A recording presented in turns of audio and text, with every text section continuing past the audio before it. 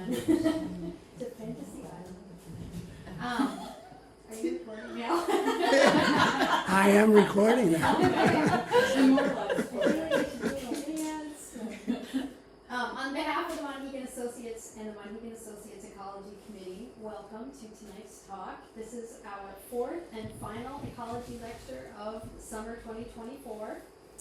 And so thank you very much to the Associates and the Ecology Committee for making this happen. And thank you very much, Jim, for making the effort to do wonderful recordings of these talks, which will be available on our website shortly after tonight.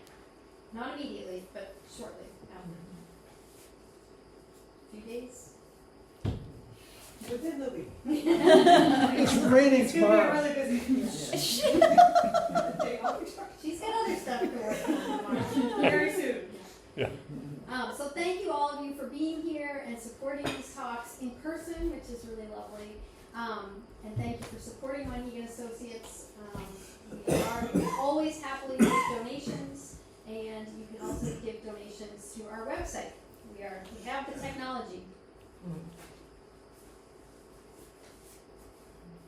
All right, I don't have to talk about the other talks because this is it. This is it.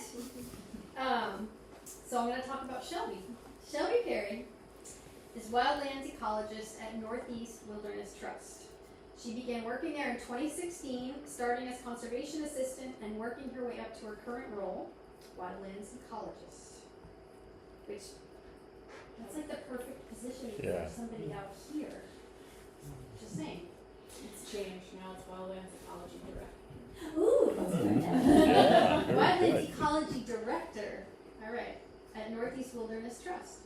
She previously spent 2 years documenting and advocating for wilderness in Wyoming's Red Desert and served terms in both AmeriCorps and the U.S. Peace Corps, caring for conserved lands in the High Sierra and California, and naturally as a water sanitation engineer in West Africa, respectively.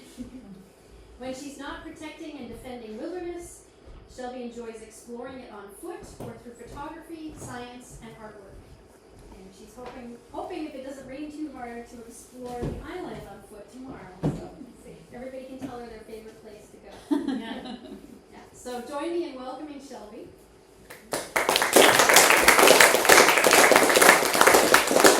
Questions after? Sure.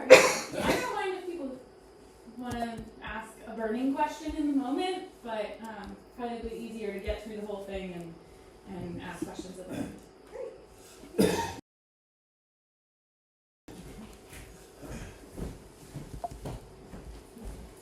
All right. Well, thank you all for coming. And I'll say hi to the online people too who are going to watch this later. Like Kristen said, I'm Shelby Perry, Wildlands Ecology Director at Northeast Wilderness Trust. And I'm presenting today about, I called it Protecting the Wild. I'm going to talk a little bit, actually, about an agenda. Do you want me to advance the slide? Yep. Okay. All right. All right. I have an agenda, so I'm going to start by making a little bit of the sort of case for wilderness and wildlands. I'll give an introduction to Northeast Wilderness Trust, who we are, what we do. I'll talk about how we protect and steward the wildlands that we protect and make a few comparisons to Monhegan because I thought that'd be interesting to all of you. And then I'm going to talk a little bit about sort of my spiel about why you should care about this work and why it matters. So we're going to start with the case for wilderness. And I hope I'm pushing the right button. There we go.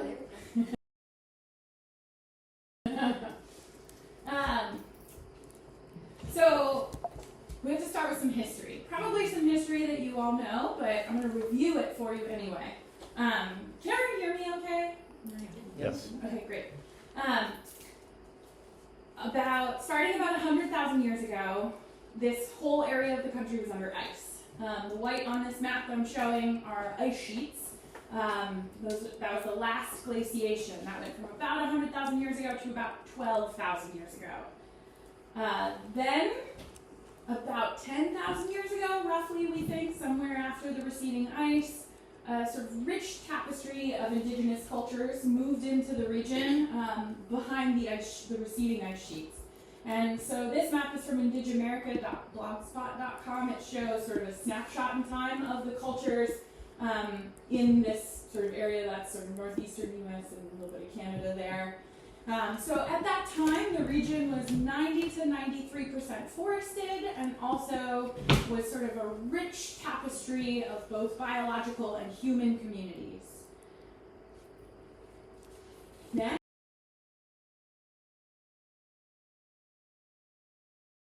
Or probably almost entirely cleared, I would guess, like much of the region. So Europeans arrived in the Northeast originally in the late 1400s. 1600s, colonies really started picking up steam. Between the late 1600s and the early 1800s, we went from a region that was about 90 to 93% forested to one that was somewhere between 10 and 30%, depending on where you were. So southern New England was down to less than 10% forest. Northern New England was somewhere in the 20 to 30%. Like Vermont and Maine, I don't think ever got less than 30%, but definitely Connecticut and Massachusetts was mostly cleared. And I use those photos of the log jams to demonstrate some of that history. So while there's a long history of human habitation in the Northeast, these new settlers came with sort of a technology and a thirst for, I'm going to use the word resources even though I don't really like it, that was really unmatched prior to their arrival. That kind of sort of wholesale collecting and shipping away of lumber and other resources was just not happening prior to the arrival of European colonists. And so, as a reaction, the Wilderness Act was born right here in the Northeast. This is Howard Zahniser, principal author of the Wilderness Act, at his family camp in the Adirondacks. So he wrote the Wilderness Act in, does anybody know what year? 1903? No. It took us a little bit longer to figure it out. 1964 was when the Federal Wilderness Protection Act was passed. Written by Howard Zahniser. He used a couple words in that act really specifically, and I'm going to talk about those later, but I wanted to use those pictures of the log jams and the cleared lands to sort of make the case that the Wilderness Act was in sort of a direct reaction to that broad scale landscape clearing, and so it was never meant to protect lands that were pristine or untouched. It was always about protecting a landscape that had sort of a long history of human habitation, but building some wildness back into it. It was coming out of the broad recovery of the Northeast, and probably a lot of you know that we are now back to 70+% forest across all of northern New England, and that is one of the largest recovery stories, rewilding stories in our history. Was the sort of abandonment of all those fields when people started going west, where there were fewer rocks and fewer stumps to pull out. And all of the farmland in Maine and Vermont and across New England was abandoned. All of that became reforested. We had huge swaths of young forest, and in the 1960s, the Wilderness Act was written to kind of look at that process of rewilding and continue it. So that's my sort of little history of wilderness spiel. Let's see if I can keep going here. Okay. So the next thing on my agenda is to introduce you to Northeast Wilderness Trust. And here we are. We're a nonprofit land trust based in Montpelier, Vermont. We're the only, one of two, but the only land trust east of the Mississippi regional land trust east of the Mississippi focused exclusively on wildlands protection. I gotta put some qualifiers on there. We work in the whole Northeast, which we define as New England broadly, and then Eastern New York. We don't currently have any projects in Rhode Island, but if anybody knows of anything, let us know. We have a board of 12 to 15. We have a staff of 22, an operating budget of around $2 million, and a stewardship endowment that far exceeds that funds our long-term stewardship of the land.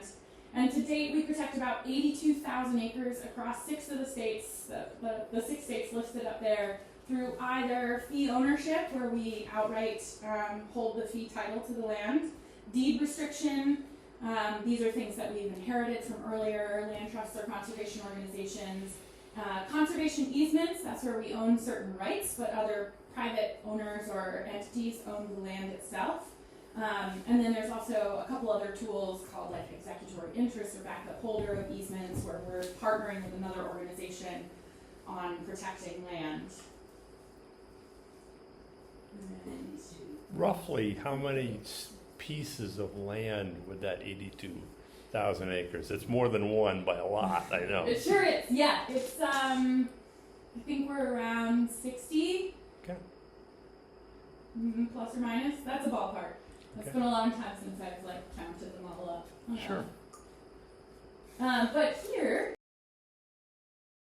they all are. So in this map, the green ones are properties we own in fee, the yellow ones are conservation easements, the purple, blue, orange, those are some of those other tools I was talking about, deed restrictions, secondary holders and stuff. Sorry, I have a tendency to talk really fast when I get up here, so if I'm talking too fast, just kind of go like this and I'll slow it down.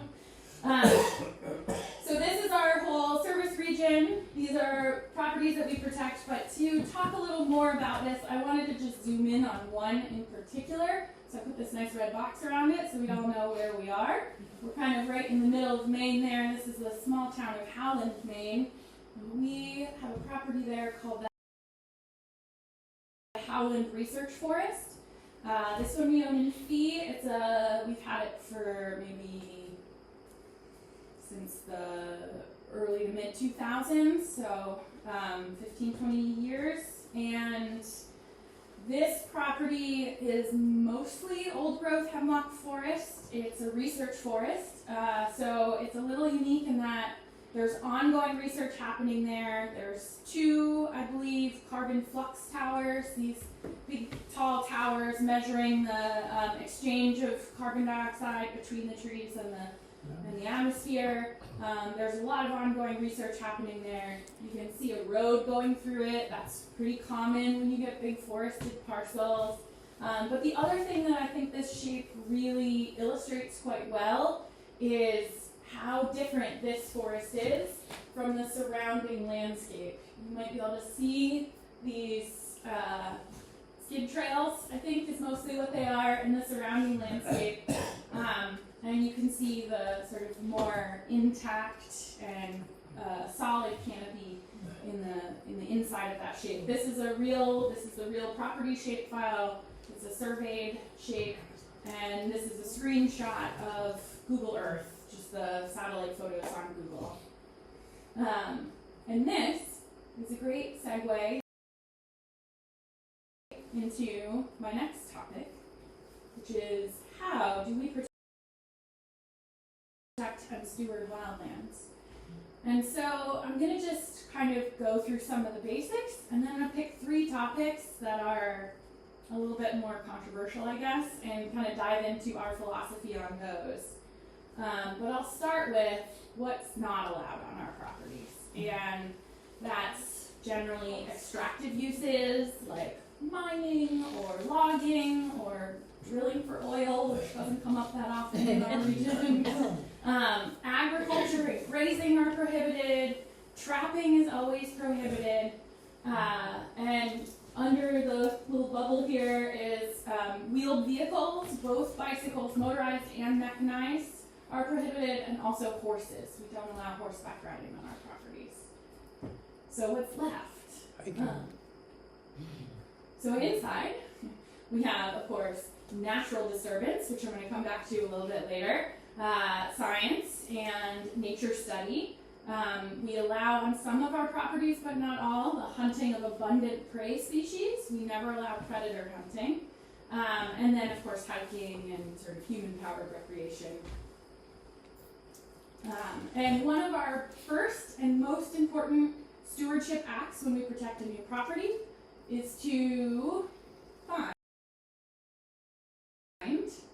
and mark all the boundaries and the access points. And I think this is a stewardship action that is not to be underestimated in its importance. We put signs around all of our properties because we have hunting rules. Every state has slightly different rules, and it's really a fascinating cultural study to explore them all. But depending on where you are, you have to put signs either every 600 feet, 400 feet, 300 feet, or 100 feet all the way around your property, and tell what your hunting rules are. We allow hunting by permission. The permission process is free on our website. You just go sign up. You just have to agree to our rules, and that's kind of how we get in the no trapping and predator hunting pieces. You have to read that and sign and agree to it. We also include our contact information on every sign, so that if people have questions and they come across one of our properties, they know how to reach out to us and ask us what's going on. And then we have these big preserve name signs, and we don't do those on every single preserve, but we do them on any one that might get public access. Some of them are pretty remote, and there's like a very low likelihood that anyone's ever going to find them, so we don't put signs on those, the big signs. We do put the little signs on those. Did you have a question? Yeah, so was this several small parcels that you put together into one large parcel? And you had to buy the land slowly over time, or? So we own many parcels, many projects. Sometimes we do that. We kind of puzzle piece it together to build bigger preserves, and other times we just buy a big chunk of like forestry land or whatever from a timber company, and we protect it all at once. In this situation, what was the? And so this example, the Wildwood Wilderness Preserve was actually a donation from a family. They had bought the parcels over time, and then they donated the property to us. This one's in New Hampshire, and we protected it. It has the Monadnock Sunapee Greenway Trail goes through it, and part of their sort of conservation goal was protecting land surrounding that trail and making sure it stayed forever wild, that section that was their family land. We also have a policy where we are moving away from naming preserves after people, which is why it's called Wildwood and not the names of the family who donated it. How big is this original forestry? So the one that I'm talking about under here, this is a different, we don't have a sign on Howland, so I use Wildwood as an example. The one under here is about 500 acres, the Howland Research Forest. And that one we did buy all at once. It's been a research forest for a really long time. We used to belong to the same landowners as the surrounding landscape, which was International Paper. And then they had sort of a handshake agreement with some scientists that you can do your science here. And at some point, some maybe new owner or something came along and said, we'd actually like to harvest that. And the scientist said, what if we found someone to buy it from you to keep it uncut? And so we came in with a couple different partners in that moment, purchased the forest so that it would stay wild and also be able to continue to be a research forest. Wow.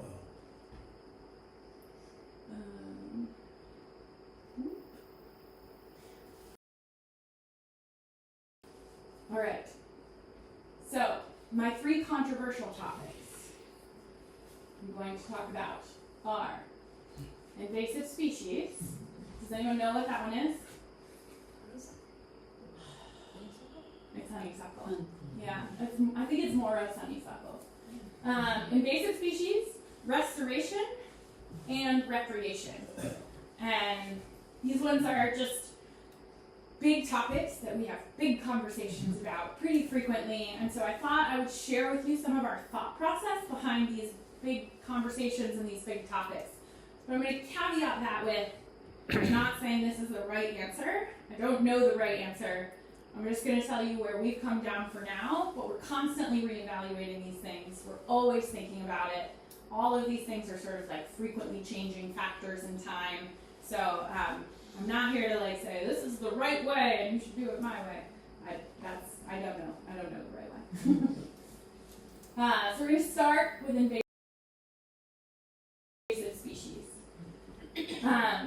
This one's tricky, and where we have come down is that wilderness, by our definition, is a place of humility, and it's a place of stepping back and saying, we're letting nature call the shots here. And so, we have decided as an organization, we don't at this time invest resources in controlling invasive species. There are a bunch of reasons for that. One is that we think of wilderness, one of the many values of wilderness, besides its intrinsic value of just existing, is as a baseline for comparison. So how do you know if your interventions are working in other places if you don't have a place where you're doing nothing that you can compare back to and see what's happening there? But the main, sorry, dropped your pointer. That doesn't make any difference to me. I got so excited. The main one is that it's sort of it's come to be my belief that, well, this part's true. It's not just my belief. There are many novel stressors on plants and animals. Species living in the Northeast are native species. Many of them evolved to live in that 90 to 93% forested, predominantly old forest landscape that I talked about in the very beginning. And this landscape that we're looking at now, this is just a screenshot of a random place. I can't even tell you what state this is in, but I was just sort of making the point that we've got edges, we've got roads, we've got trails, we've got development, we've got fragmentation. These are all things that our native species did not evolve to coexist with. And the tools in their toolkit don't give them a competitive edge in this landscape. You know who has a competitive edge in this landscape? Is the invasive species. This is what they generally specialize in, and this is where they generally are. We have a 6,000 acre preserve we put together from smaller pieces in central Vermont. I did a forest plot study there 2 years ago. We did 20, a random grid generated in GIS, just a random grid across the entire property at every intersection of lines for 20 plots across the entire thing. We did a 20 meter by 20 meter plot where we did a complete species list of everything in that parcel. It's all forested. It's been logged, but not all of it very recently. And one of my big goals was to track the change in invasive species over time. And you know what? In that 6,000 acre parcel, in all 20 of those random grid of plots, I didn't find a single invasive species. But they're everywhere around the edges. They're all along the roadsides, they're all along the field edges, because that's just really where they get their leg up. So our belief is that by introducing some of those continuous forest covers, removing some of that frequent disturbance from the forest, that's the best way we can give native species a little bit of a leg up, is to create some of the conditions they evolved with.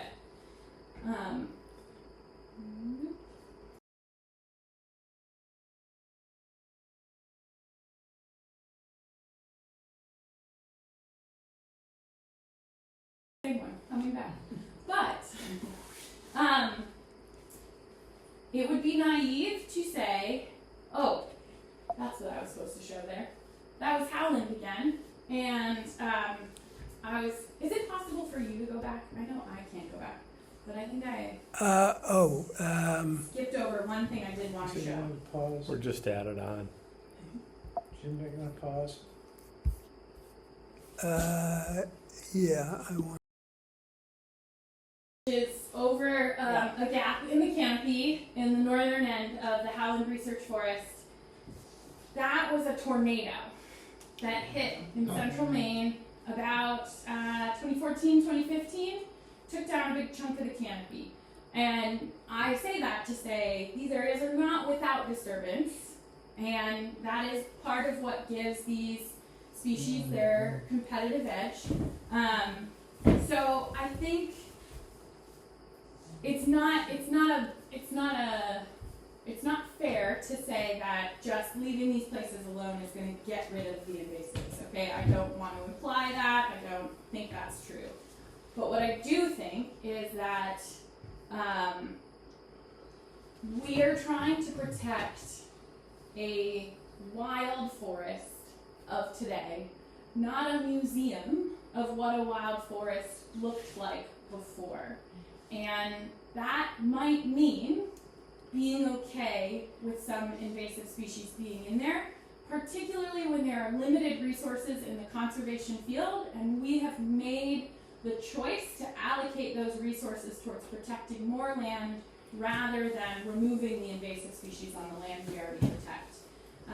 And so to us, wilderness just gets to be wild, kind of whatever that looks like, whoever's there. Okay, so that was the invasive species piece. I think when I push this button, it's gonna go away. So Can I now, ask a quick, last week, I believe David Foster said that without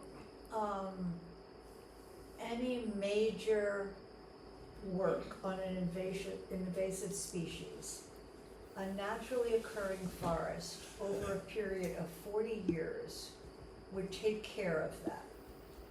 Is that right? well, I think there are places where that's right, and I think there are a bunch of caveats on that.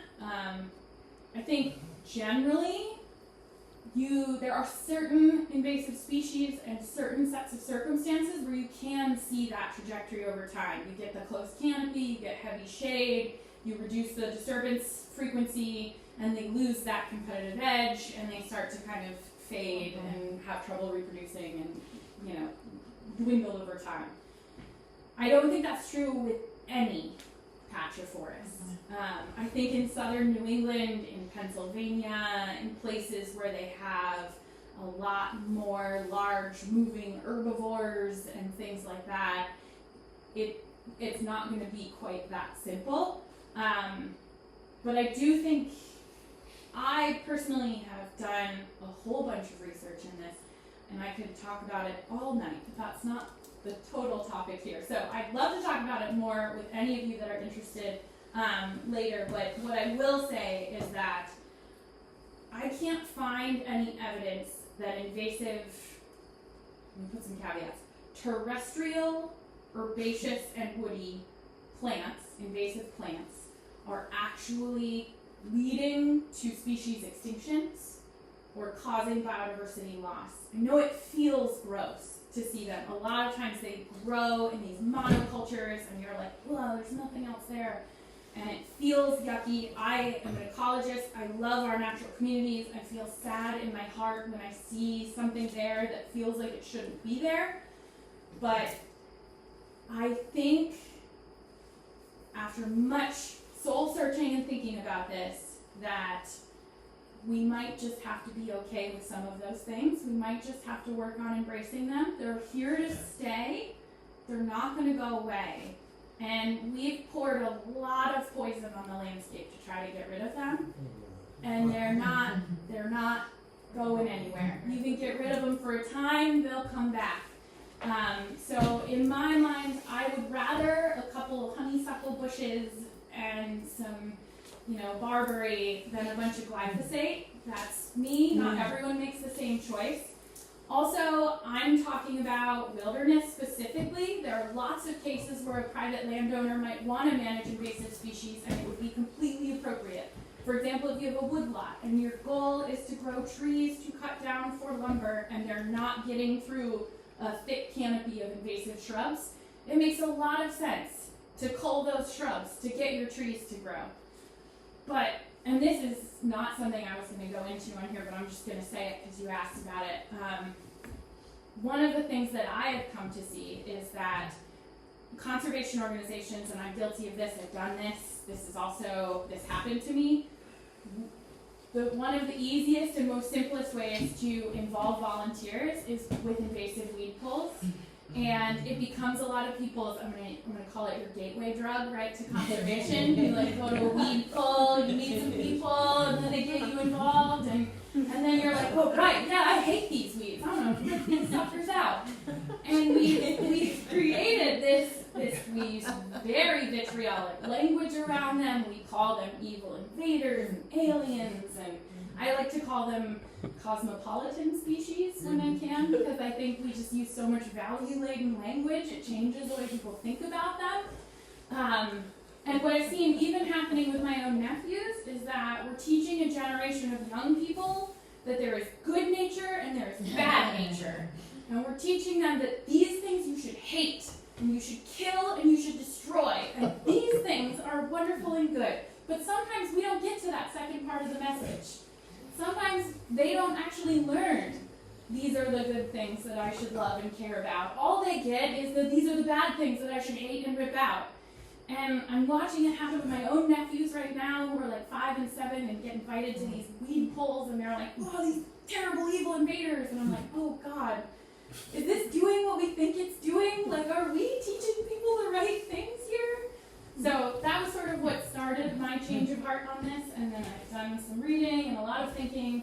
Not saying it's one size fits all. There's lots of cases where you might want to, invest in trying to cull invasive species, and I think it's totally appropriate. But on large scale, remote wilderness properties, I just don't think it's a good use of resources, and that's where I've come down for this.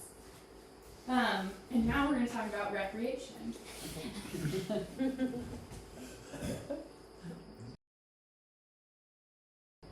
Is anyone familiar with this? This is the Strava heat map. You familiar with Strava? You have a question? Yeah, I grew up in this area. Oh, in this area? Yeah. I think probably a lot of us did. It's nightlight, It's what? light pollution. Nope. This is the Strava heat map. Oh. Strava is an app where people track their workout. And it collects a track of their workout.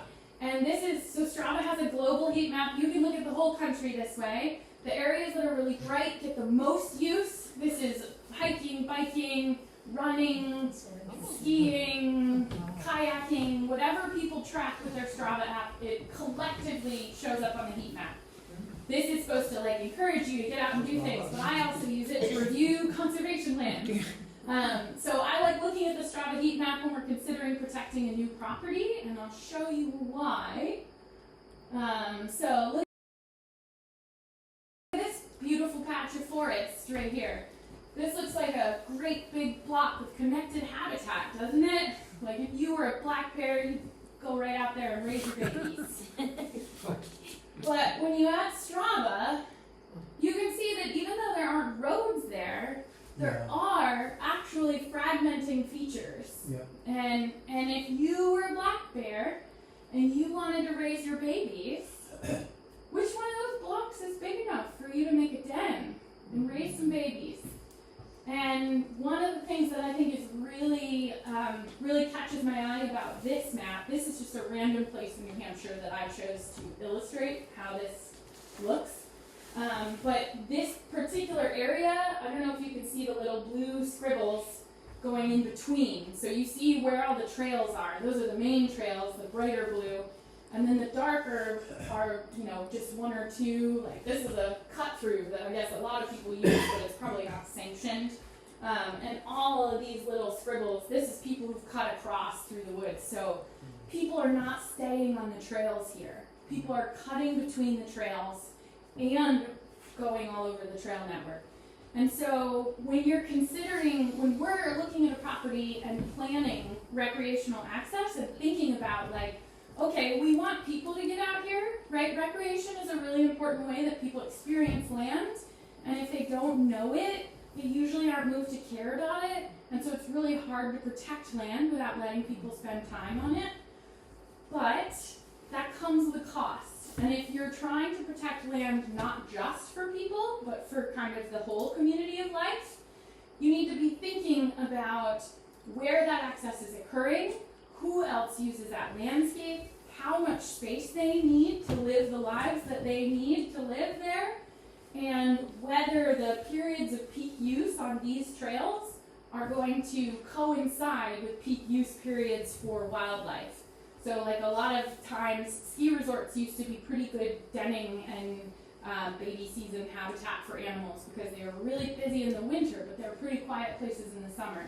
But now a lot of ski resorts have become mountain bike parks because they can ride up the lift with their bike and they can bike down. Yeah. And so you've got now this sort of perfect intersection of high levels of use overlapping with the period of time when the wildlife are in a pretty sensitive place. And so, because you're curious, I also pulled up Monhegan Island. And I found your trail network. But great news, people are sticking to the trails, which is nice. So you don't have a bunch of little scribbles in between, which I think is really positive. And I don't know, you probably don't have a lot of black bears out here, is my guess. We get excited if we have a beaver show up for a week. So probably the animals you're thinking about sharing this island with have different size habitat loss than some of the big ones I might encounter in the Maine woods, in the North Maine woods. But it's something to think about, right? When you're thinking about your recreational access and who else uses that land, what size patches are you making your forest into, and what times of the year might those get to most use, and how does that overlap with the wildlife users of that land? Can I ask a question about that? Yeah. So, just look at this. There are little shortcuts that aren't on there. Oh.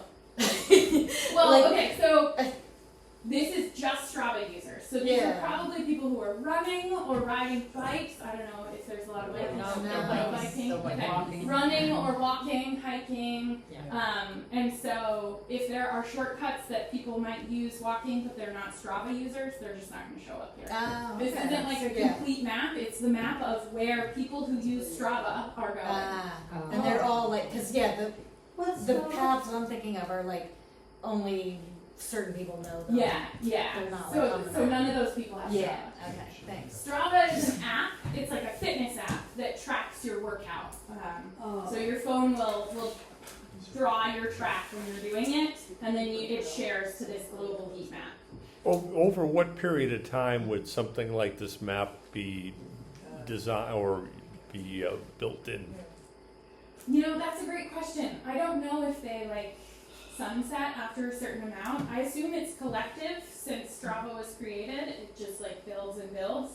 But it may be that they, for for data purposes, they cull it periodically. Sure. They get rid of the ones that are over a couple years old or something. Gotcha. So I don't know for sure. I just go to that map and look at what I. It's interesting on our trail, charting some trail usage because Yeah. it's different. Yeah, it's handy for that, although it does only capture people who are using Strava. So Right. there are lots of users, like it seems like none of you in this room have Strava. Is that correct? So none of your activity is showing up on here. Sure. This is just for, and a lot of people who use Strava are like real fitness heads. They're like the ones who are like, I'm gonna track my workout so I can make sure that I do like more each time, and stuff like that. Compete with my friends and stuff. So it's a biased sample. Sure. But it is a nice visualization. When I'm evaluating a new project, if we're like, oh, we're going to protect this piece of property, and I'm about to go out there, I can pull up the Strava heat map and see if somebody, unbeknownst to the landowner, has built a mountain bike trail network in there.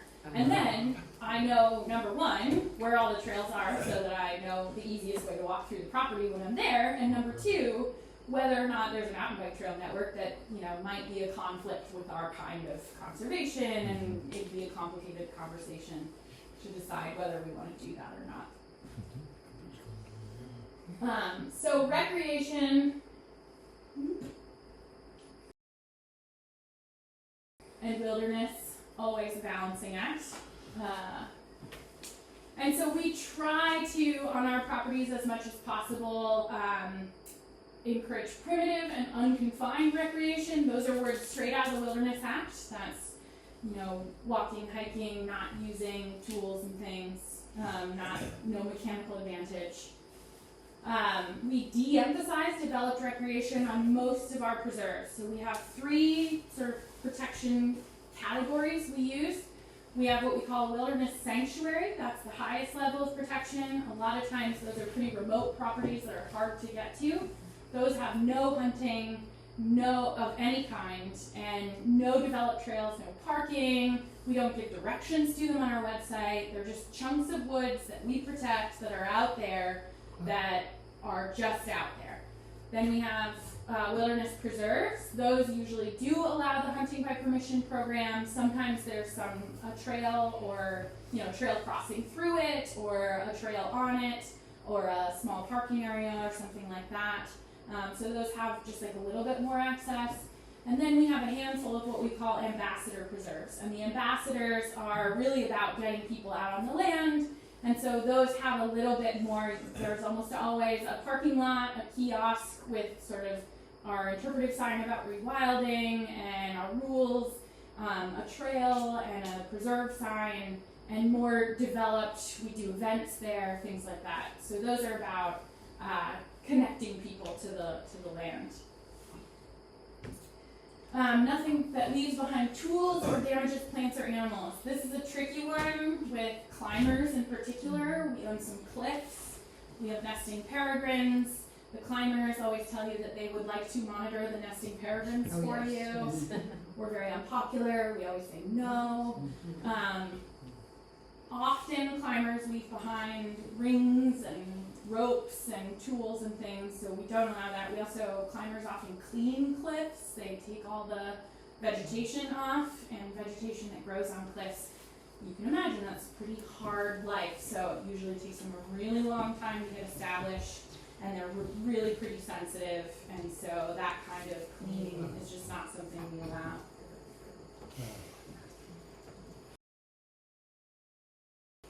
So that's sort of the story of where we've come down on recreation. So I'm gonna make that one go away. And the last one is this restoration piece. So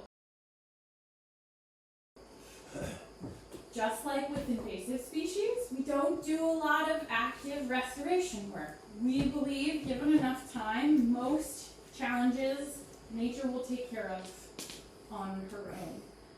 That being said, very occasionally we encounter a property that has something that is pretty egregious, and we know if we take care of it, we can kind of get things rolling in the right directions and sort of let nature take it from there. So we call this trammel removing, and that's very intentional language. The Wilderness Act uses the word untrammeled, which I'm going to define for you in a moment, but I'll show you real quick. This is that culvert from above. It's a little bit hard to tell. This is so that stream that you just saw, that restoration project, it was this culvert, and it went under the tree with the yellow blaze on it. It's just behind that. That tree is kind of right here in that picture. Yep. And the yellow blaze is the Wapak Trail that goes from Mount Watatic to Packmonadnock in southern New Hampshire. It's a 21-mile long-distance hiking trail. Crosses through this preserve, the Binney Hill Preserve, that we protected in 2016. And this culvert was in here. You can see it's perched. It's got a big air gap under the outlet of the culvert. That's a problem because a lot of little organisms live in streams. They want to be able to travel upstream. They can't get up that, and they can't get over that very easily. So it was blocking aquatic organism passage is the technical term for it. And so we decided to pull this culvert as a means of removing a trammel, because untrammeled is the word used in the Wilderness Act, and everybody thinks it means untrampled, like not stepped on by people. That's not really the definition. The definition is not deprived of freedom of action or expression. not restricted or hampered. And so when we are thinking about doing restoration, we're thinking about removing things that are restricting or depriving this property of the freedom to be wild. So we engage in just what we call trammel rewilding. It's like a first step, pull-outs, perched culverts, or really egregious road networks, things like that. And then we'll just sort of let natural rewilding take care of the rest. Being not deprived of freedom can look like a lot of things. It can look like trees growing old and tall. It can look like streams being allowed to meander and being dammed by beavers and making big ponds and nobody trapping and removing those beavers. It can look like forests growing old and complex with time. And it can look like successional dynamics playing out, which happen not just in forests that change over time, but also in fungi. There's fungal succession. So letting those processes play out is what we're sort of defining as our untrammeled wilderness. So that's our restoration. And now onto my last agenda item. Why should you care?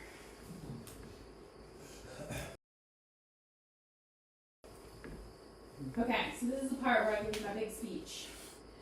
These communities in old forests, they develop over time. Moss is a really important component of most old forests, and it grows really slow. But moss isn't just a bryophyte, a little plant, it's also habitat. And as it develops and gets thicker, more things live in it, more things live on it, more things live with it. And I didn't include this chart, but I wish I had now. When we're talking about biodiversity, those big charismatic species that we all know about and think about, they're the tip of the iceberg. Most biodiversity is the little tiny things, and we don't know what the heck they are right now. It's in the insects, it's in the hexapods, and the slime molds, and the protists, and even bryophytes. Like, all the states in New England have an Endangered Species Act. Most of them have their animals down, some of their plants. Almost none of them have fungi that are listed, have complete inventories of fungi. New Hampshire's working on it now, Vermont's working on it now. They don't actually have a full inventory of the species. Anything smaller than that, insects, like there are people discovering brand new insects that nobody's ever named or seen before in their backyards in suburban Massachusetts. We don't know anything about the insect kingdom. Go smaller and forget it. And I'm a scientist, so I never get through a whole talk about giving you a graph. These things take time to develop. So those microhabitats that are in moss, that are in these plants, these thick layers, this dead wood that develops in these structures that collect over time as a forest gets older, they take time. This paper was published in 2002, and it's showing you the areas of disturbance in a natural disturbance regime and the amount of time. So in an unmanaged forest, it takes about 100 years for some natural canopy gaps to start showing up. And those are pretty small in terms of contiguous area of disturbance. We're talking like 1 to, this is hectares, so almost 1 hectare, up to 1 hectare. You get the really big stand replacing events at 1 to 5,000 years. So a forest needs to be 1 to 5,000 years before you get something that would take down a whole stand. That's orders of magnitude less than common timber rotations today. So when we're thinking about this successional clock, and we're thinking about how these structures develop over time, we're resetting that clock every time we go and remove the canopy layer. And this is a forest just with a bunch of that structure to sort of illustrate, like, this forest is 150 years old. I have cord trees in it. This is a property we protect in sort of southern central Vermont. These trees have fallen down of natural causes over time. And this structure, this is spring, so all the ferns are babies, or you wouldn't be able to see it, but this is the kind of structure, right? Those big dead down logs, that's where the moss and the lichens grow, that's where all sorts of things live in that moist wood. It takes a long time to develop. 81% of New England is forested, yet only 3.3% is considered to be wildlands. This means that humans have committed to stop turning back the successional clock on only 3.3% of the landscape in all of New England. That comes from the Wildlands report. If you saw David Foster's talk last week, he probably talked about it. I brought a copy of it. I'm happy to give it away if anybody wants it. It's a beast. It's a big report. I also have some of the executive summary, so if you want some lighter reading, it's literally much lighter.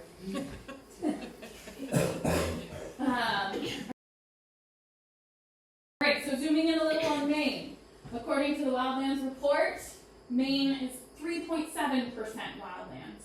A couple things to point out on the map. You can see Baxter and Katahdin Woods and Waters up there. This is the Wildlands. There's a web map from the Wildlands report. They reviewed all of these easements and protection documents and made a map of all the things that are considered protected. You can see a little dot for Monhegan, which is pretty cool. Yeah. I'll also point out this big stripe, that string through the middle. Does anybody know what that is? Appalachian Trail. That's the Appalachian Trail. Yeah. So when we talk about how recreation helps conservation, it does, right? It has spurred conservation along the whole length of the Appalachian Trail. That's really important corridor. It's a little bit narrow, perhaps, but it's a great start. But it's still pretty sparse, right? 3.7% of the landscape. But yay, Monhegan. But yay, Monhegan! So what? I have a question. Yeah. So I told you at dinner I work for a land trust that works the western side of Penobscot Bay, and it's protected, I don't know, 10, 12,000 acres there. And all of the preserves they own are forever wild preserves. So I'm wondering, like, what is it about those properties that disqualify them from being considered wildlands? Because Is there legal protection on them? yes, So they all have a double layer of protection. they all have a double layer of protection. Yeah. So it depends on what that protection looks like, I guess. Easements with the state. Yeah, so if those easements that the state hold don't meet the Wildlands Report's definition of wildlands, that's why they wouldn't show up. I would have to look at the easement to know whether or not it's. I'm So not it going to seems say. no, I understand. I mean, it just seems like a forever wild preserve held by a substantial regional organization that has a second layer of protection held by the state, and it's not considered part of that statistic. But I know a lot of Maine land trusts, that's how they protect land, and it seems like they should be on that map. Well, so it's not impossible that they missed some things in this, right? That was a huge undertaking. They reviewed hundreds and hundreds of easements. It's possible some things slipped through the cracks. I don't know if it was a substantial amount or a couple things. I would have to look at the easements to make sure that they meet the criteria, the definition that they set, but it is very possible that things were missed. Also, it's very common for land trusts to own land in fee and call it a forever wild preserve, but not actually put that second layer of protection on it, so that if that land trust went bankrupt, there is no other entity in charge of Right. making sure it's protected. Which is why we do it So, that way. Yeah, so Yeah. you having that extra layer of protection, it's possible it just got missed in this data suite. It's possible that they reviewed it and found that something in that easement didn't meet their definition in this report. I don't know the specific details, but I know that the way that they did this, it was a huge undertaking. A lot of people reviewed all these easements. They had very strict criteria that they were checking these events, and that's how they came up with this data set. So like some things, like in Vermont, the state natural areas, they're protected with a state land designation. There is, it takes like, just like a stroke of the governor's pen to take that away. So those were not considered wildlands by the Wildlands report, but the state of Vermont considers them wildlands and counts them as part of their total. So So I guess my point is, you look at the state of Maine, and if you're thinking in terms of wildlands, it looks like a really bleak picture. But Maine actually has one of the highest number of land trusts in the country, and a lot of really good preserved land. So I think we're in better shape. Then that Maine is in report better shape than shows. most of New England. They have 3.7%. That's beating every other New England state. Right. But I think Wow. for conserved land, I think we're actually doing much For better conserved, than that. just generally conserved, protected in any way, I think Maine is at 27%. And then the strict wildlands definition is the 3.3%. And all of this should be taken with a grain of salt, right? None of this is like 100% perfectly accurate. It's all also just a snapshot in time, and more work is being done every day that change these numbers. So I would say it's maybe not quite as bleak as it looks. It's still probably not super awesome in terms of wildlands, but there's definite progress that has been made in that direction, and Maine is kicking butt for the rest of New England, so congrats to you all. So this is my last slide, and it is to just go back to my sort of big speech at the end to say structures develop over time, places need time to develop those structures. That the development of those structures increases the complexity of habitat, increases the biodiversity on the ground, increases the things that live there. And we, right now, all of us can choose to support, and most of you do, right? Monhegan Associates does this already, protects wild lands. But we can choose to make room for all the other beings that share this place with us, and make thoughtful decisions with them in mind when we think about how we're going to manage land and how we're going to interact with nature and how we're going to be in this world. And from the big charismatic megafauna, which I included a beaver here, and it sounds like that might be your most charismatic megafauna on land, I guess, water. And I also included a slime mold, which is a favorite taxa of mine, but like nobody knows anything about them. So the gamut here, from big to little guys, we can make room for all of the weird and fantastic forms of diversity on this planet and share and build a brighter future. We just all have to be more thoughtful about our wild neighbors when we're thinking about how we're going to interact with the land, and also support places that are thoughtful in that way too. And I think there we go. That's it. I hope you have some questions.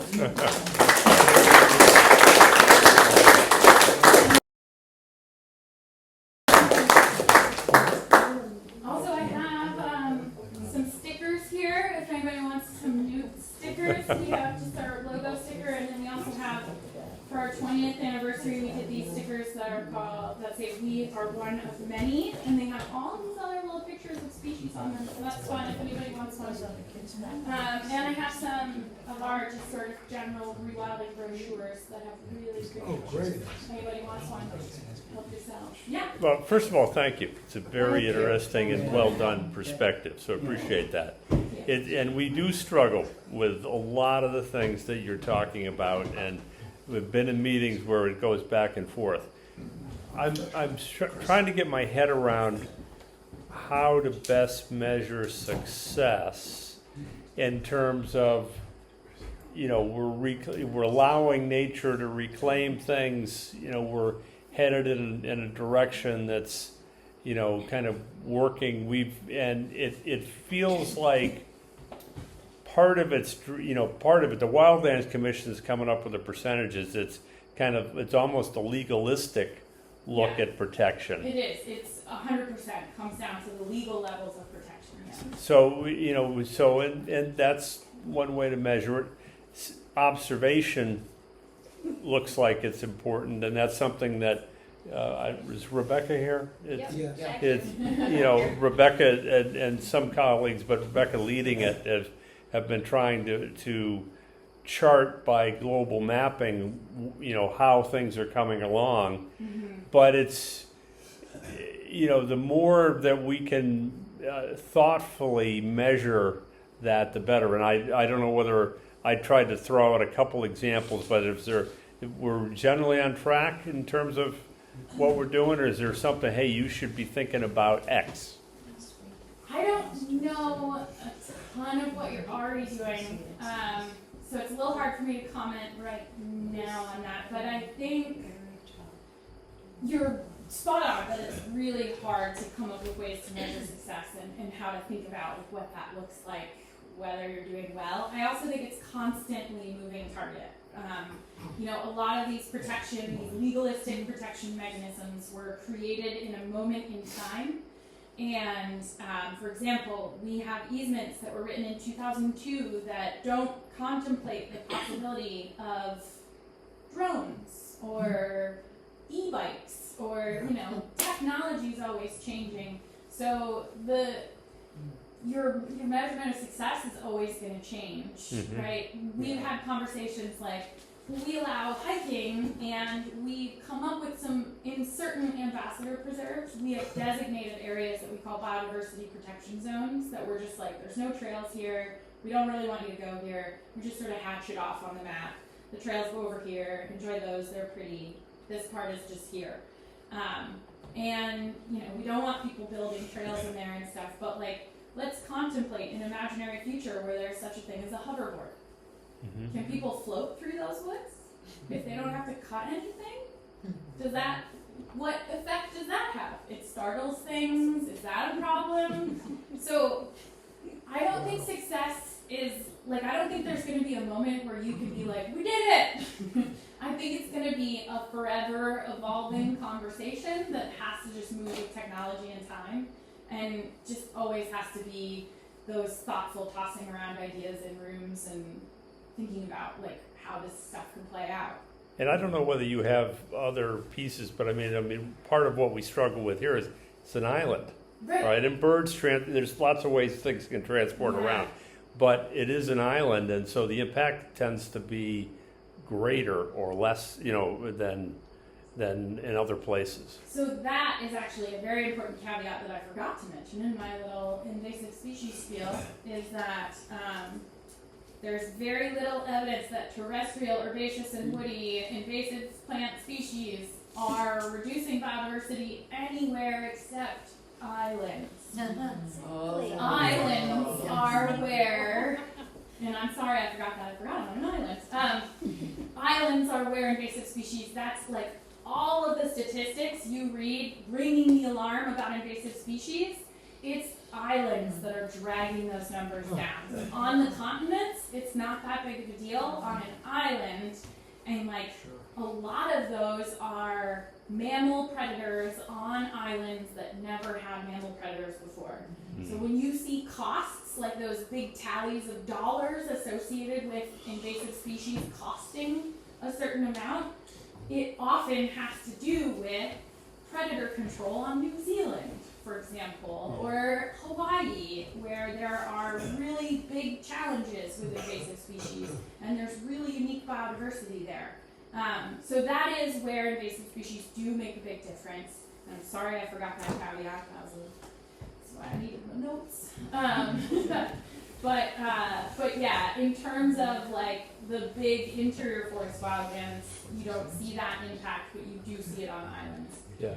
Well, we had a situation where deer were deliberately introduced onto this island as a source of venison, and I think they figured it would be a good match. In retrospect, they were ultimately eradicated because it had an incredibly negative impact in several ways. Yeah. And I think that's fairly common. Like, part of what happened with New Zealand is that they never had any mammals. I think British people brought first rabbits because they wanted to hunt the rabbits, and then there were no predators, so the rabbits went nuts, and then they brought stoats because they thought the stoats would eat the rabbits, and then the stoats were like, you know what's more delicious than a rabbit? A flightless bird. And so then the bird population started tumbling, and so yeah, those A lot of these things were intentionally introduced at one point in time to meet some need of some guy sometime a long time ago, and it was probably very useful in the moment, and now we're dealing with the ripple effects of that however many years later, and it can be really, really challenging. Yeah. And I don't know that there's an easy answer for any of these. I think a bunch of really thoughtful people hashing it out in a room and asking experts is the way to keep treating it. Mm-hmm. Hence the ecology series. Yeah. Yeah. So it's you hit on the really juicy topics that we've wrestled with as Monhegan Associates. It's interesting, just as a side note, we're mostly aligned on invasive. That's been the tendency. Yeah. There's a lot of wrestling with that for plants. One topic you didn't raise, that I'm just curious, is fire mitigation. And I know, like invasives, islands and Monhegan particularly has particular risk, but that's a topic in recent years. It's been a challenge between leave it alone, let the trees fall where they fall, let them rot, just don't touch it, versus voices sometimes from the state with a particular perspective saying, no, you need fire breaks and corridors that suddenly feel like a real challenge Yeah. to the leave it alone. I'm just curious if that's a question. So, and again, your holdings are in a very different context. We have a village, we're an island, we're remote. Right. But I'm just curious. That's been one that we're still chewing on, I think. It's a really good question. It is one we thought about. It is one we've started doing a lot of research on. The great big question mark in that whole thing is climate change. Our forests, really just certain coastal forests and probably some islands were, fire was the leading disturbance regime or one of the main disturbance regimes in this area. Southern New England coastal areas, that was big. Northern New England and the sort of northern hardwood forest zone, the real drivers of disturbance in that zone historically have been wind and ice, much more than fires. The forests are wet and green and there's just not a lot of tinder there. Climate change is the question mark because it's really changing distribution of precipitation. And it's really drying out areas that used to be really wet, and it's soaking areas that used to be kind of dry, and that changes the way fire interacts with the landscape. So we've done some research. We have a couple preserves that are located in close proximity to people. One of them is a coastal plain pine barren, which is very much a fire-dominated system, and it is in a population center. It's in Kingston, Massachusetts. It's like our only preserve that borders a Walmart. And so there's just no way humans are going to let a fire burn there. Like if a fire caught, they're going to put it out right away.